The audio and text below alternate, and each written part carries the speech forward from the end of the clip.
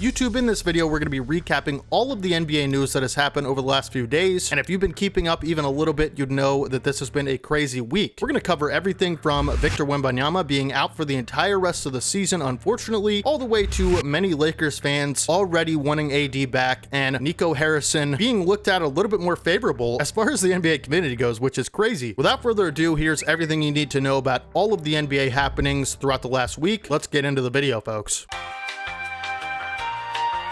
And we're going to start with Wembanyama because this is a serious thing, not just for Spurs fans, but really for the NBA community and the entire Western Conference in general. Victor Wembanyama will miss the remainder of this season with a blood clot. And I'm going to read some things from the ESPN article that came out yesterday, and then I'll give my thoughts on it. Victor Wembanyama is expected to miss the remainder of the season, the team announced Thursday, because of a deep vein thrombosis in his right shoulder. The Spurs said in a statement that the condition, a form of blood clot, was discovered after Wembanyama returned to San Antonio after the NBA All-Star game. The condition is typically treated with blood-thinning medication, which usually precludes a player from participating in a contact sport such as basketball. The Spurs remain optimistic Wembanyama will make a full recovery by the beginning of next season. Spurs acting head coach Mitch Johnson said the team's medical staff has said that Wemby's long-term health won't be affected by this setback. Quote, "The medical experts and the people that are smarter than everybody in the room have said and confirmed that he'll be done this year, and there is no concern for Victor's long-term health, personally, or anything related to his basketball activities," Johnson said. "There is no reason to believe he won't be ready to go starting next season." So this is obviously a very serious injury, a blood clot. As we know, this isn't exactly like rolling your ankle or anything like that. This could have potentially been a lot worse, and I just want to say prayers to Wemby, his family, and all the Spurs fans out there, just the NBA community in general, because when I first read this, I immediately thought this could be a long-term thing. And while it is super unfortunate that Wemby will miss the rest of the season, where the Spurs had legitimate playoff aspirations, and I for one was looking forward to that, to seeing Wemby in his first playoff battle, potentially. Obviously,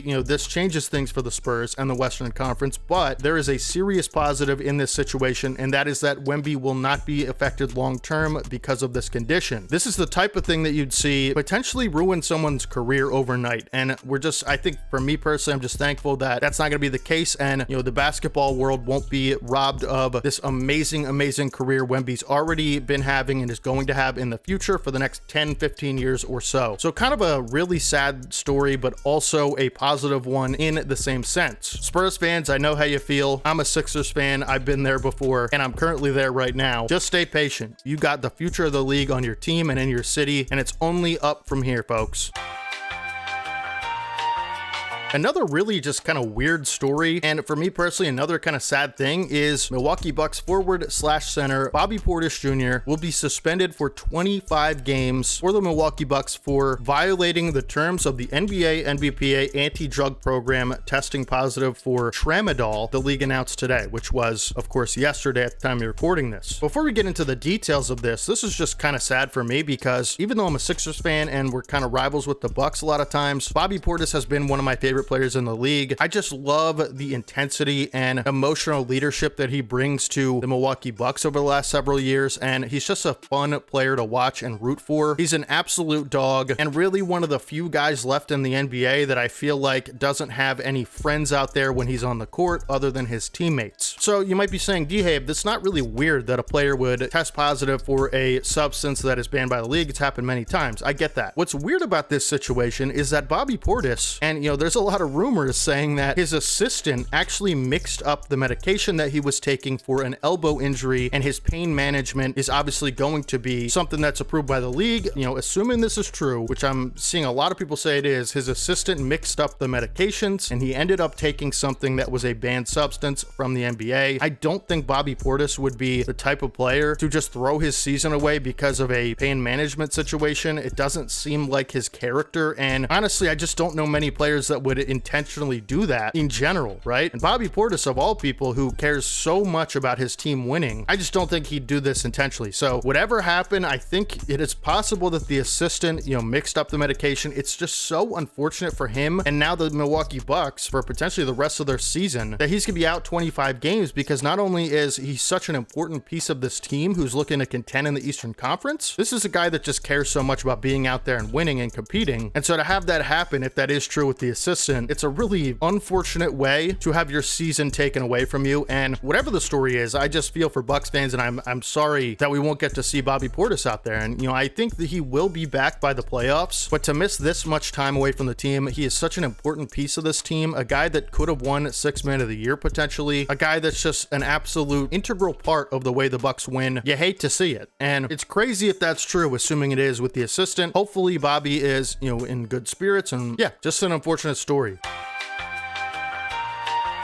This is really something I never thought I'd see. And again, we're in a season of a lot of things we as NBA fans didn't think we'd see, but this is one of those things. Luka Doncic. Let's just talk about him. Let's talk about his start with the Lakers and how the Lakers fans have perceived it and everything involved. So as we know, a couple weeks ago, Luka Doncic was involved in the craziest trade in NBA history, being traded for Anthony Davis. We've just never seen a trade like that. And Lakers fans were super pumped up and Mavs fans were super disappointed, and understandably so across the board. Luka has played in 3 games for the Lakers at the time of recording this, and all 3 of them he has not performed like himself or not even anywhere close. And with all the rumors about his physical decline and potentially his poor conditioning and him being a little bit overweight to where he'd want to play at, as well as the reason the Mavs would trade him in his prime, like there's just so much uncertainty about the whole thing. I think for a lot of people think there has to be something more to it, and it could be that Luka's body just isn't the same. And what's crazy about this whole situation isn't even 3 bad performances, isn't even all the stuff with Luka, because I personally feel like it's been 2 weeks, give it time. This is one of the best players in the world, top 3, definitely top 5, and he's played 3 games for his new team. There's a lot to adjust to when switching teams of a player of this caliber, and it's been 2 weeks. In the words of the great Aaron Rodgers, relax. But again, the craziest part about this is the Lakers fans' perception of all this. I've seen so many conversations on social media about how Luka is cooked and they lost the trade and Luka's done for and he's just never gonna be Luka again. He doesn't look like he's enjoying his time in LA. Dude, it's been 3 games. Calm down. This is the future of your franchise. You have a top 5 player in the world aside LeBron James. I understand the frustration. I understand the worry and stuff like that, and not the panic, but the worry, right? For me, like, we can't say really much about this trade as far as who wins, who loses, if Luka is going to be a great Laker. Like, we can obviously say that he probably will be, but we just really can't judge all of that right now until, like, the end of the season. How does he finish the season? How do the Lakers do in a playoff scenario, in a play-in situation? Like, is this going to be a whole year thing where he plays like this? Probably not. All right, I would imagine within the next couple weeks, he's going to return to form. Coach Redick, LeBron James, they're going to figure this thing out. They're too smart and too talented not to. It has been 2 weeks. Give the guy a break. Cut him some slack. I'm sure he's fine. And without any further information, there's just no reason to panic. But for all the people that are saying, Nico was right and they lost the trade and the Mavs won, like, this is insane for people to say this so quick. Like, how quickly people are just hopping aboard and jumping off certain, bandwagon trains and stuff like that. It's just mind-blowing to me. I don't understand it. Luka's gonna be fine, folks. Relax. Moving on to Sixer land, which I wish I didn't have to do because we're just a dumpster fire. When you think the season and just everything surrounding it can't get worse for this franchise, it just always does. It'll never fail to disappoint everyone. And the latest thing about that is Joel Embiid basically saying he needs another knee surgery, which was kind of news to everyone. We knew his knee was awful, and a lot of people don't think it'll ever be the same again. But to, for him to say that he needs another knee surgery, which no one's really disputing, like no one has come out and said, no, he doesn't, like in the organization, nobody said anything really other than him. And that leads me to believe he needs another knee surgery, and most Sixers fans, and I think me included, are in absolute shambles as fans for one, but that's for a different video. Shut him down, give him the surgery so he doesn't have to rush back by the beginning of next season, so he doesn't have to miss more time than he should. This team is going nowhere fast. All right, just tank, find a way to acquire picks during the draft, whatever you got to do. Like, I don't care. This team is not making a playoff run. They're not making a playoff push. They're a disaster, and I was one of the people that was still hopeful up until a couple couple weeks ago for this season, and I always thought, if they can get healthy, blah, blah, blah. I was one of those people. I am officially,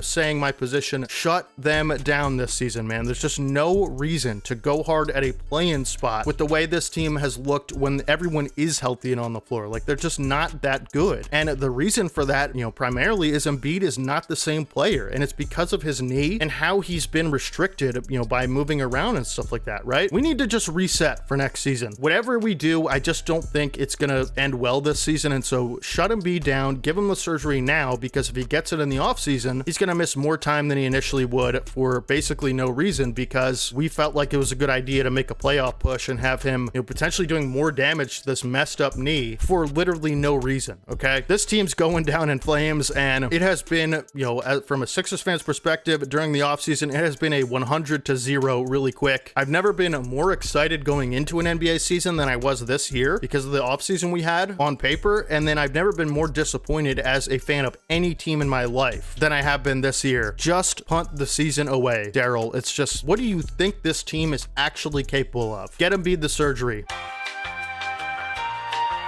And for our last kind of coverage here, we're going to talk about the Mark Williams situation. I haven't talked about this on the channel, but I'm sure a lot of you guys know that are watching this at this point. The Lakers traded Dalton Connect and a few things for Mark Williams, who is an awesome young center, but does have some injury risk and injury issues. The trade a few days later was basically rescinded and didn't actually go through, which was pretty strange. You don't really see that too often, or ever, really. And, a lot of Lakers fans were excited because Mark Williams is an awesome young talent, could be, the future center of this team, would fit awesome with Luka and LeBron. It's got a lot of upside, and the Lakers center issues are incredibly bad. Like, they need a center in the worst way to compete. Anyways, people were excited for Mark Williams. In fact, the Hornets trade Nick Richards to the Suns, and then they acquire Yusuf Nurkic, thinking, okay, that's our center until we can find a long-term solution because we're trading Mark Williams. None of that ended up happening, right? And so basically, Mark Williams returns to the Hornets, Dalton Connect returns to the Lakers, but there's just been a lot of interesting stuff surrounding this thing. Like, the original report was that Mark Williams failed his physical, basically, and Lakers didn't know the full extent of his health stuff. In the last few days, that has been kind of debunked, and a lot of people are saying, like a ton of people, and this is kind of the consensus now, Mark Williams didn't fail his physical, and the Lakers just changed their mind at the last second, decided to pull back the trade offer. Like, that's crazy to me. I don't know why they would do that, and they look kind of stupid at this point, because at the time recording this last, either yesterday or the day before, the Hornets played the Lakers, and the Hornets won that game, and Mark Williams was, kind of gloating about it after the game. LeBron had some comments about it. Like, it's just been a crazy saga, and apparently, I guess the point of this is to say that, the Lakers kind of messed up, in my opinion. Mark Williams looks healthier than everybody thought. He doesn't play a lot of back-to-backs because of his history with injuries. And again, I'm not saying he's, exactly Mr. 82 games, but they made it seem like he was, a total risk, like a Joel Embiid level risk. And it just doesn't seem to be the case. And so super, super interesting there. Have to follow this and see where it goes next, because it just seems like there's been new stuff coming out about it every day, but this does not look super favorable for the Lakers at this point. And Mark Williams, like I said, is a awesome young center. I think he's gonna have a great career if he could stay healthy.